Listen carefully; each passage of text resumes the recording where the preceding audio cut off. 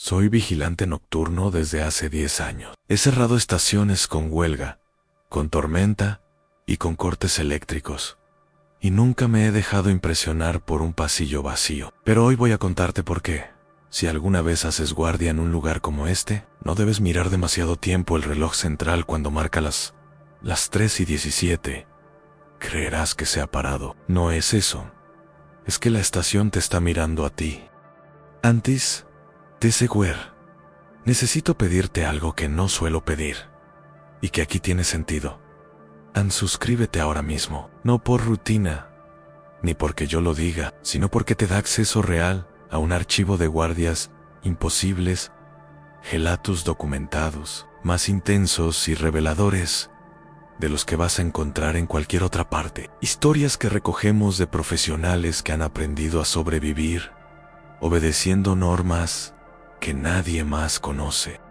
Si te suscribes, entras en esa sala de control conmigo. Si no, probablemente escucharás solo el eco. Y el eco, en una estación vacía, no te protege. A esta hora, los manuales de seguridad ferroviaria recomiendan anotar cualquier anomalía cada 60 minutos y no manipular el reloj maestro sin orden escrita. También advierten de la hora valle del cuerpo, cuando la vigilancia cae y aparecen microdespertares. No es superstición cuando llevas años de noche.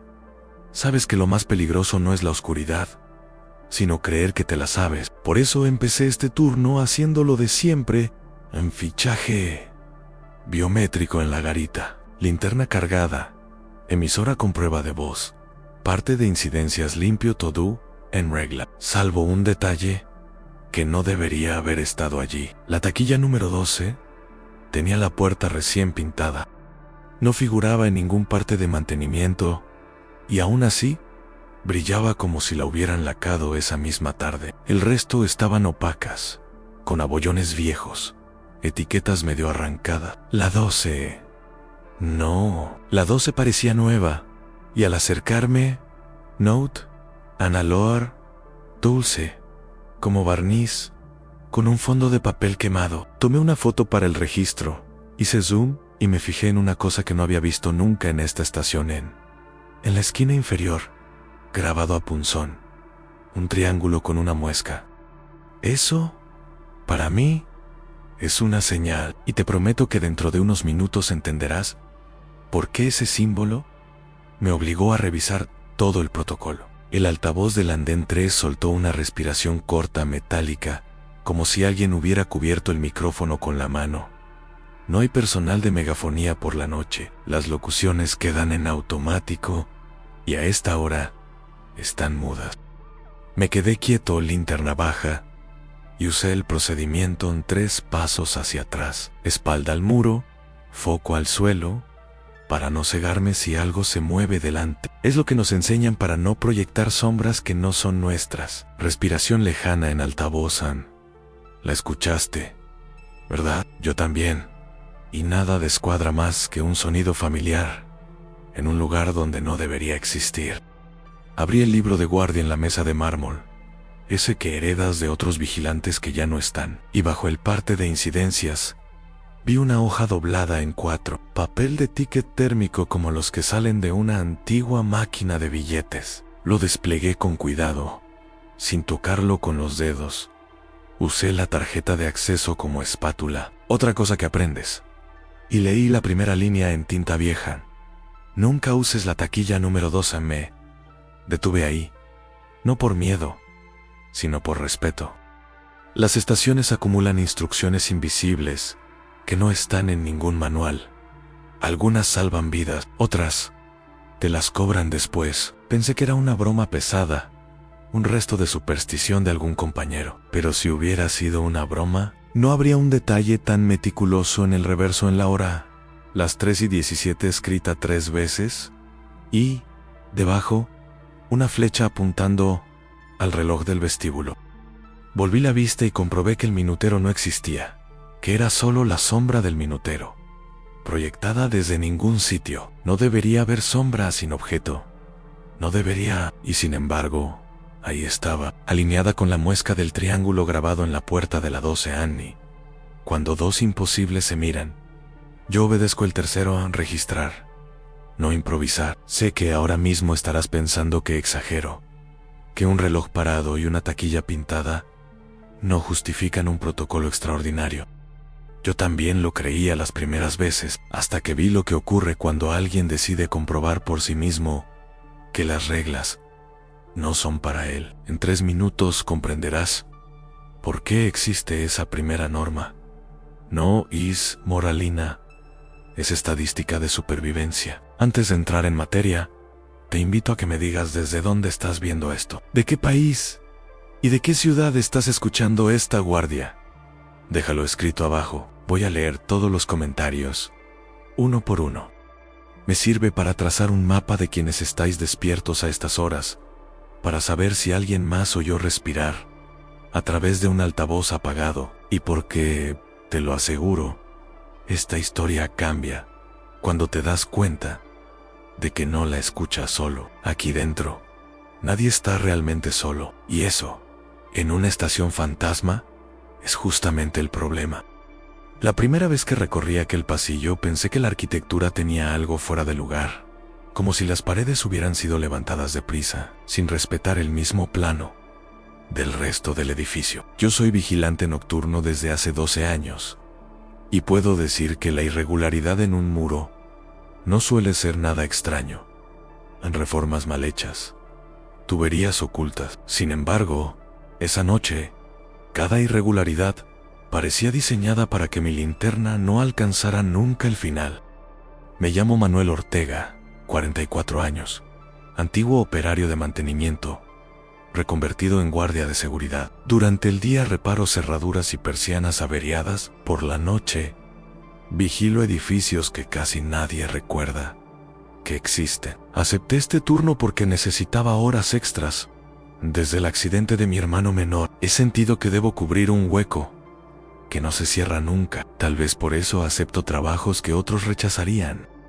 El edificio era un archivo subterráneo, con estanterías que parecían hundirse en un silencio cargado de polvo. El protocolo era simple: en pasar revista cada 2 horas, anotar cualquier incidencia en el parte y comprobar que los sensores permanecían activos. El detalle técnico era fácil de verificar.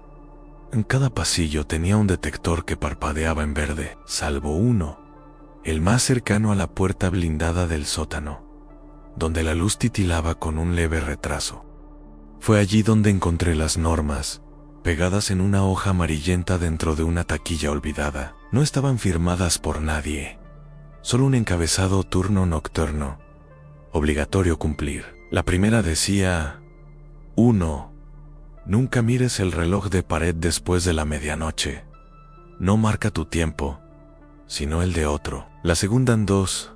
Si un archivador se abre solo, ciérralo con la llave maestra, aunque no figure en el inventario. La tercera: 3. No escribas tu nombre en el parte más de una vez. El segundo registro no será tuyo. Me quedé quieto, repasando esas frases, preguntándome si algún compañero anterior había jugado una broma, o si se trataba de advertencias internas, codificada. Pero un detalle me inquietó. La tipografía de la hoja coincidía con formularios antiguos del ministerio, de los años 70, cuando este lugar aún servía como depósito de expedientes confidenciales.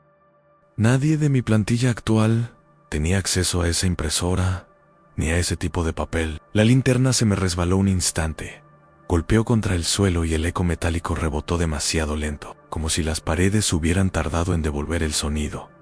Ese retraso no era normal. Apunté en mi parte de incidencias en revisión: pasillo 3 bytes. Ana María Extica. No escribí nada más, evitando repetir mi nombre. Sí, pero aquí surge la pregunta que me acompañó durante el resto de la noche. ¿Quién había querido que yo encontrara esas normas? ¿Y por qué parecían hechas a la medida de mis propios errores? Las estaciones vacías tienen un modo peculiar de recordarte que, aunque parezcan muertas, nunca están completamente en silencio.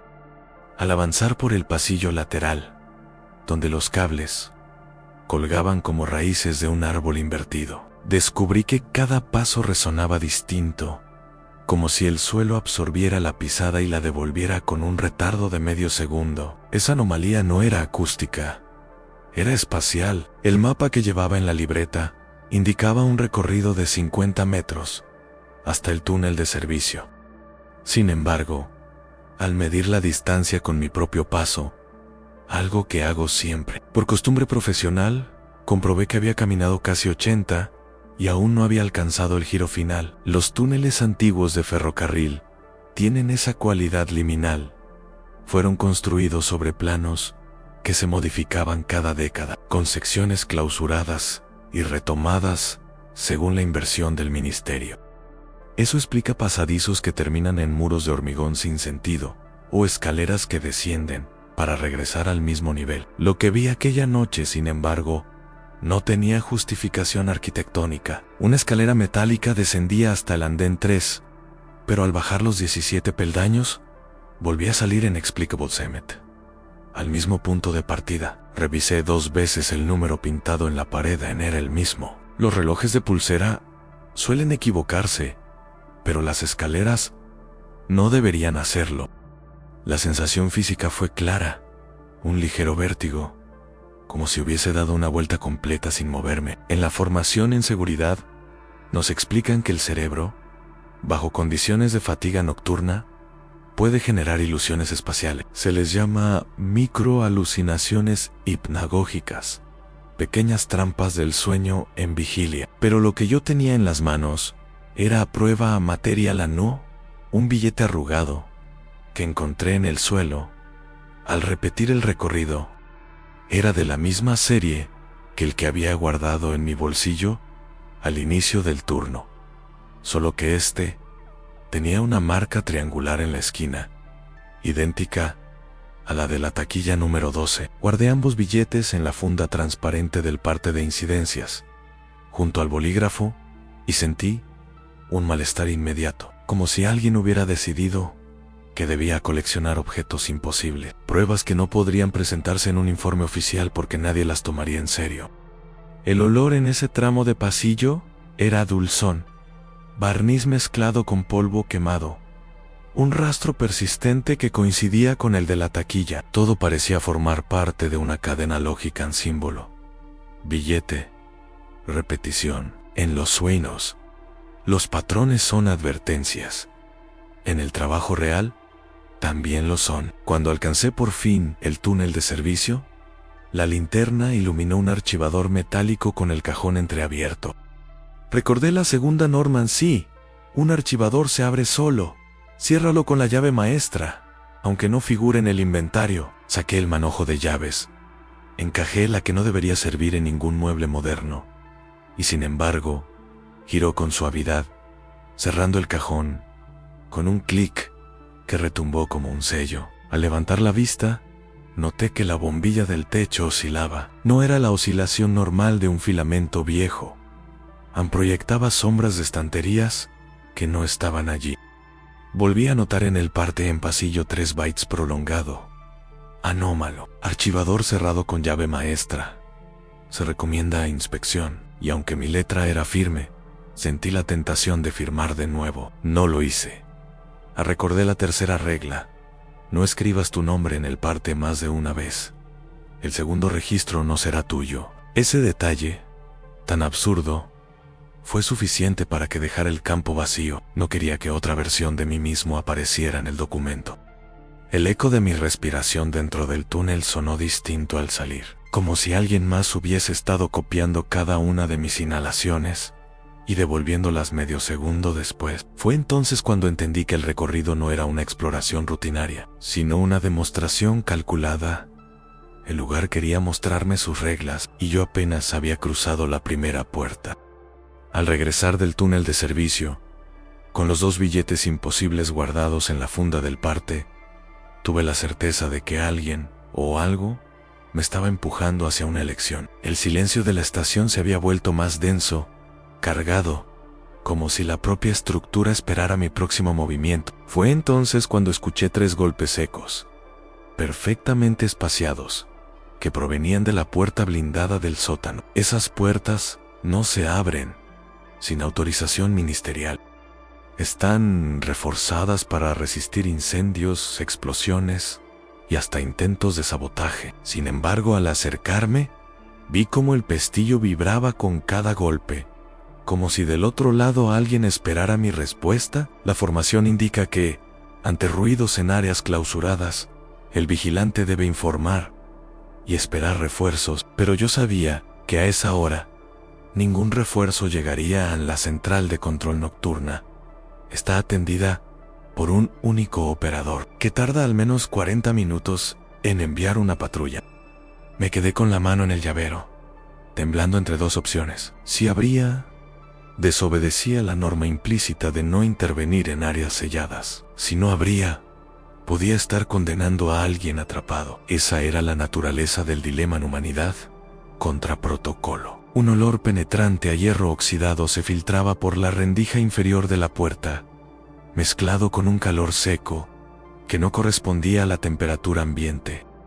Todo el pasillo se impregnó de ese aroma, idéntico al de una herida abierta que no termina de cicatrizar. Recordé el accidente de mi hermano, la sangre en el suelo de la carretera, y comprendí que esa memoria había sido invocada de forma deliberada.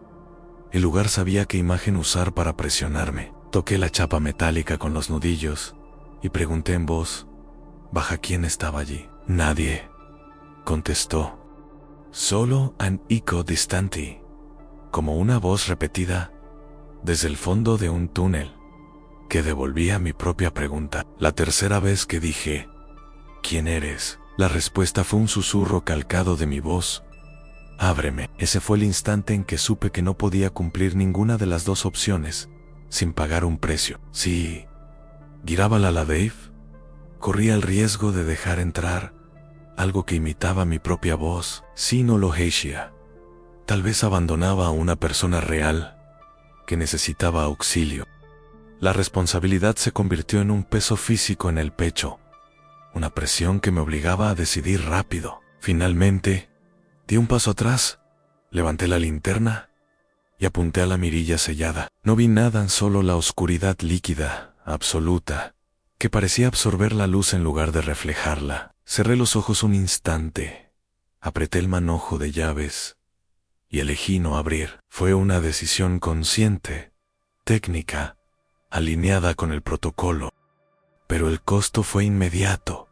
El silencio se transformó en un vacío total. No un simple callar, sino la ausencia completa de sonido, como si mis propios latidos hubieran sido suprimidos. Me apoyé contra la pared y anoté en el partean golpes, en puerta blindada, 3 repeticiones a no intervención. Anomalía axtica, ausencia total. Tras evento no firmé, no repetí mi nombre, simplemente dejé el campo en blanco. Y al hacerlo, sentí una sombra inmóvil permanecer al otro lado de la puerta, como si hubiera aceptado mi negativa, pero también hubiera marcado un saldo pendiente. El dilema no terminó con mi elección, solo se aplazó, como si la estación me estuviera recordando que cada decisión tiene un eco, y ese eco siempre regresa. El pasillo volvió a llenarse de sonidos, pero no eran los míos. Cada vez que inspiraba, escuchaba una segunda respiración, levemente desfasada, como si alguien copiara mi ritmo para convencerme de que no estaba solo. Caminé con pasos firmes, repitiendo en mi cabeza el protocolo en revisión, registro, cierre. Era lo único que me mantenía anclado a una lógica reconocible. Al llegar al vestíbulo central, el reloj marcaba de nuevo las 3:17.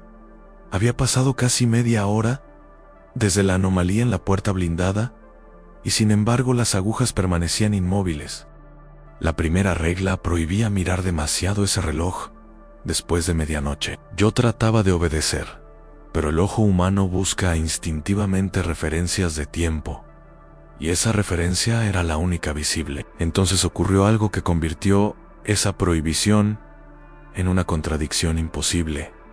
El parte de incidencias pedía un registro de hora exacta para cada anotación. Si no miraba, incumplía la instrucción escrita que justificaba mi trabajo. Si lo hacía, violaba la norma encontrada en la taquilla.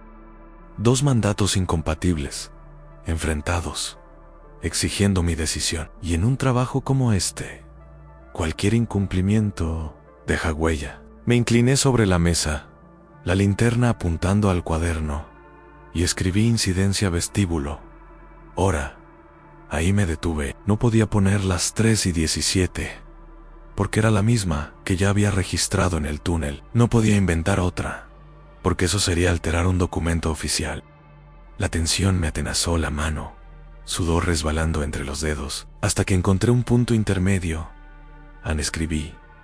Hora congelada no era una cifra, pero tampoco una omisión. Era una constatación técnica, precisa en su ambigüedad. El eco de mi lápiz contra el papel produjo un ruido inusual, como un crujido de madera dentro de la pared. Y entonces, a la derecha, uno de los archivadores volvió a abrirse solo. Recordé la segunda norma en cerrarlo con la llave maestra, aunque no figure en el inventario. Me acerqué, giré la llave, cerré el cajón, pero al girarme para anotar, lo vi de nuevo abierto, exactamente en el mismo ángulo, como si el cierre nunca hubiera existido. La contradicción era doble en cerrar. Lo cerraba, pero la estación lo devolvía a su estado inicial, obligándome a repetirlo. Cada cierre era anulado, cada registro era inválido. No era una simple anomalía física, era unbeautiful. Y en ese bucle entendí que el archivo no quería ser cerrado, pero tampoco me permitía dejarlo abierto sin intervenir. Las manos me temblaban.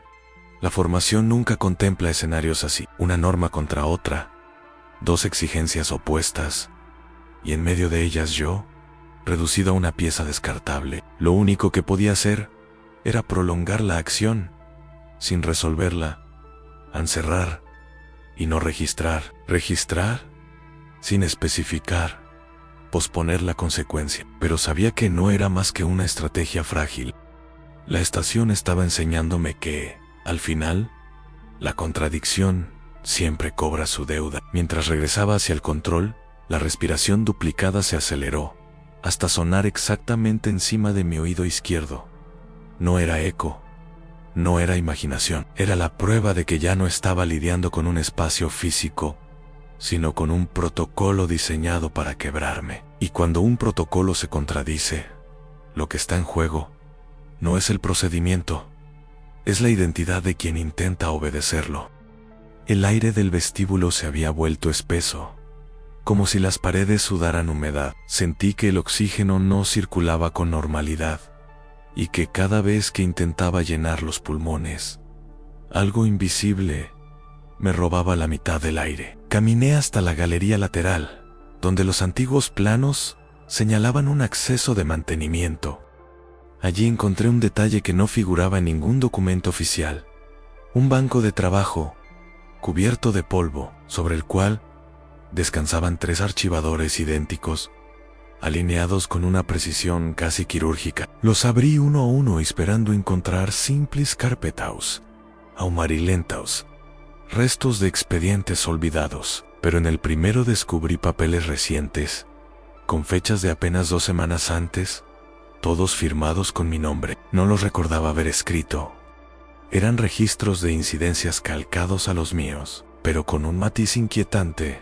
Cada línea describía acciones que aún no había realizado. El segundo archivador contenía lo contrario en informes incompletos, todos firmados con la rúbrica de mi hermano fallecido, como si alguien hubiera querido imitar su letra para darme un mensaje. El tercero estaba vacío, salvo por un sobresellado con tinta roja, en el que podía leerse en Decide: ¿quién sobrevive esta noche? Ese fue el dilema más brutal.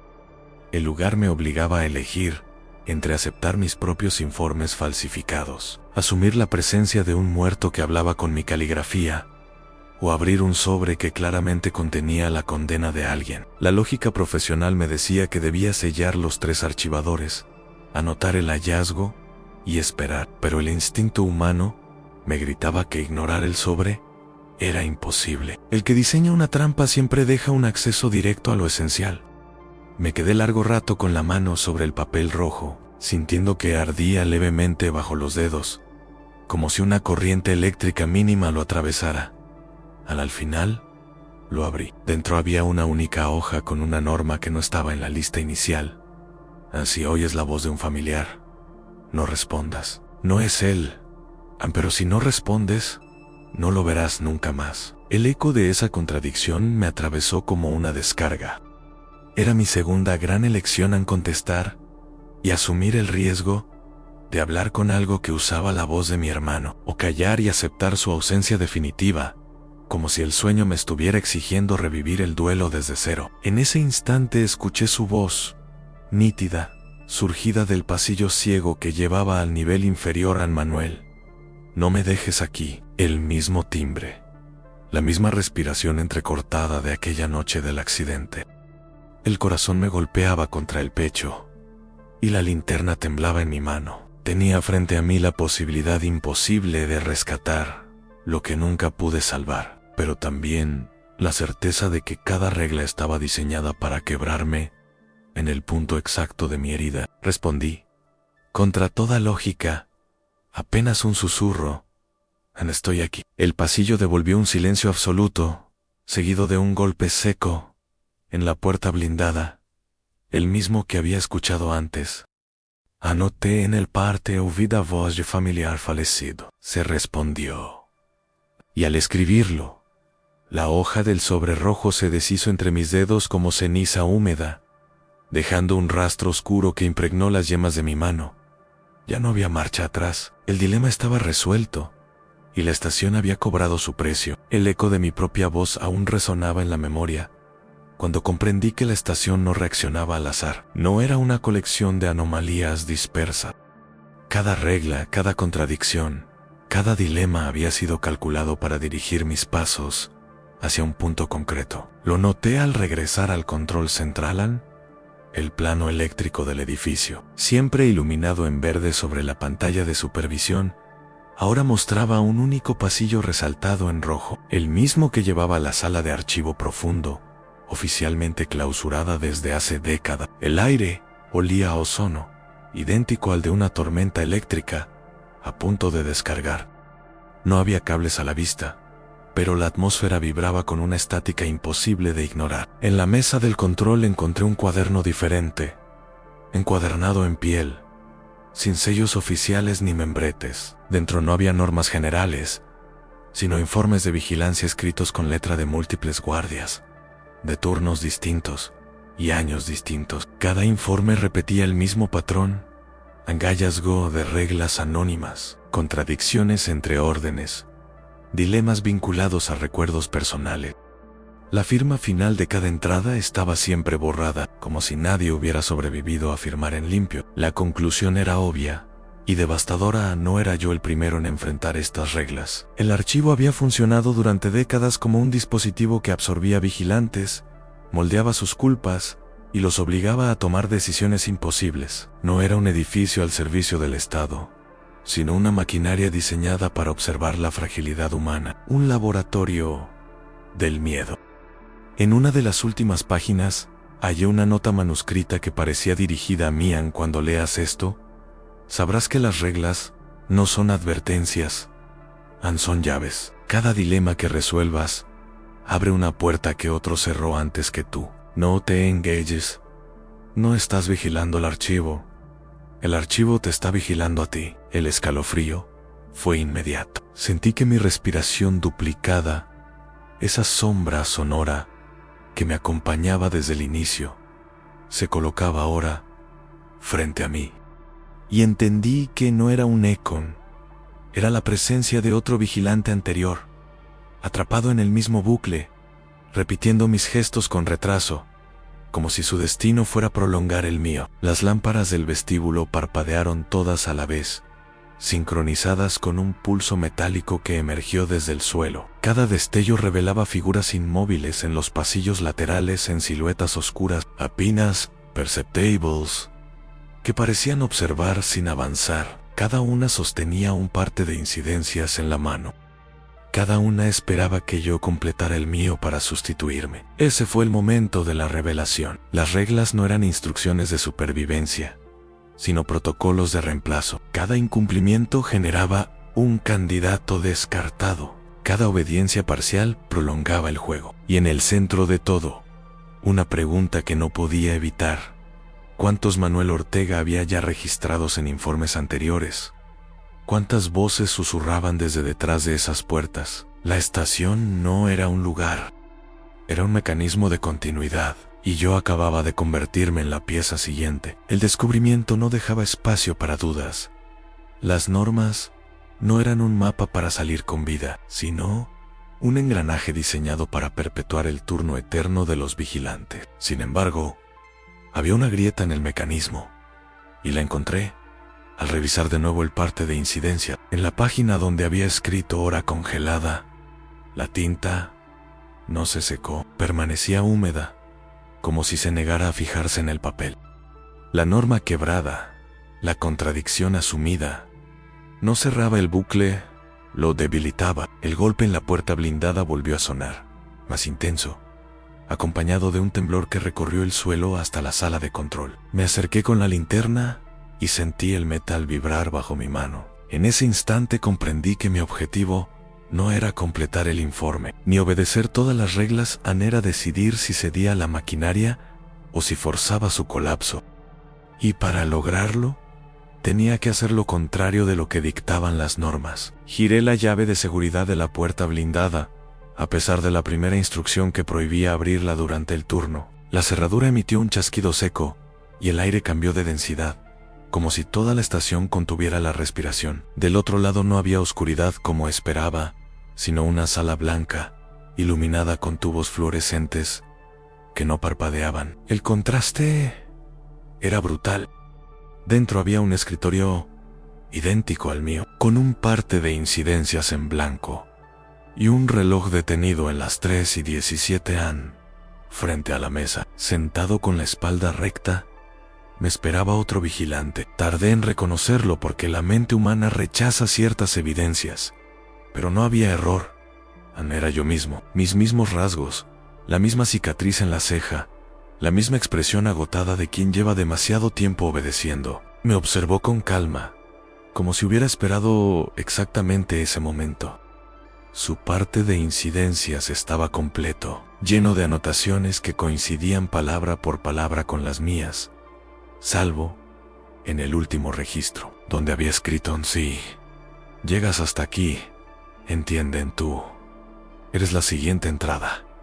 El choque fue devastador. La lógica se quebraba. Si él era yo, entonces yo no era más que una copia más dentro de la cadena. Si lo reemplazaba, el bucle continuaría. Si me negaba, el mecanismo podía colapsar, pero quizá al precio de mi propia existencia. Las siluetas del vestíbulo comenzaron a acercarse una tras otra, sus pasos resonando en la galería como una marcha lenta. No había margen. Me miré en sus ojos y comprendí que el dilema final no era entre obedecer o resistir, sino entre perpetuar la cadena o romperla, aceptando la desaparición. Mis dedos apretaron el parte de incidencias, todavía húmedo por la tinta que no quería fijarse. Era la única prueba de que el sistema no era perfecto. Podía introducir un error, un vacío, una ausencia en la secuencia que obligaría al mecanismo a detenerse. Con la respiración acelerada y el corazón retumbando en los oídos, levanté el bolígrafo sobre la última línea y escribí solo una palabra: nulo. En el instante en que lo hice, todas las lámparas explotaron al unísono, y el eco de pasos se detuvo. Mi reflejo frente a mí desapareció como humo. El papel tembló en mis manos, quemándome las yemas. Había quebrado el protocolo central. El silencio posterior fue absoluto, como el de un hospital después de que las máquinas se apagan. Pero en esa calma, supe que la estación no aceptaría la fractura sin dar una respuesta. La explosión de las lámparas no trajo oscuridad total como esperaba, sino un resplandor gris, uniforme, que parecía no tener origen. El parte de incidencias ardía en mis manos, hasta reducirse a un polvo fino que se me incrustó bajo las uñas. Supe entonces cuál era la regla esencial, aquella que siempre había estado presente, pero que nadie había sabido leer.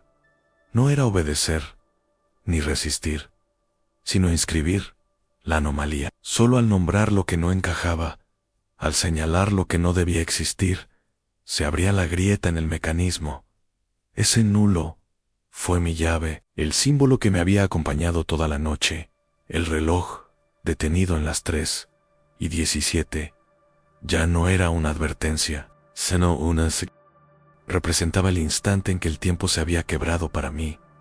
Un minuto que no volvería a avanzar del todo. Desde esa madrugada, cada vez que el segundero de mi propio reloj titubea, siento que el archivo me reclama, recordándome que sigo en deuda por haber escapado de la cadena. La consecuencia no se limitó a la estación.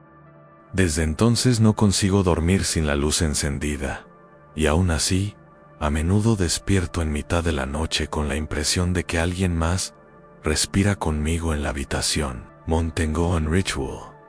Cada madrugada, anoto una sola palabra en un cuaderno junto a la cama, un registro vacío, como si necesitara prolongar la fractura para evitar que el mecanismo se cierre de nuevo. No es un parte oficial, pero actúa como amuleto. Y aunque nadie lo sepa, escribo siempre lo mismo nulo. Mientras me alejaba de la estación aquella mañana, comprendí que no había ganado realmente. Sobreviví, sí, pero el precio fue cargar con la certeza de que cada norma rota me convirtió en un eslabón incompleto. La maquinaria sigue esperando, y sé que cualquier noche, a las 3:17, podría volver a escuchar un golpe en la puerta. Esa es la herida que nunca cicatriza al descubrir que la vigilancia no termina con el turno, sino que se traslada a la vigilia. Y a veces pienso que la verdadera norma era la más cruel de todas.